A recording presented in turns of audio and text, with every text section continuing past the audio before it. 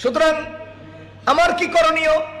আমার করণীয় হলো কোন অত্যাচারী, সন্ত্রাসী, চোর, ডাকাত, চাঁদাবাজ কোন নেতা হলে, সে জামাত ইসলামের নেতা হলেও আমি তাকে সাপোর্ট দেব না, সে ধানের শীষের নেতা হলেও আমি তাকে সাপোর্ট দেব না, সে রিক্সা মার্কার নেতা হলেও আমি তাকে সাপোর্ট দেব না, সে হাত পাখা মার্কার নেতা হলেও আমি তাকে সাপোর্ট দিতে পারি না, সে নিজের কপালে জিবরাইল আলাইহিস সালামের প্রতিনিধি দাবি করলেও আমি তাকে সাপোর্ট দিতে পারি না। কারণ আমার আল্লাহ আমাকে নীতি নির্ধারণ করে দিয়েছেন।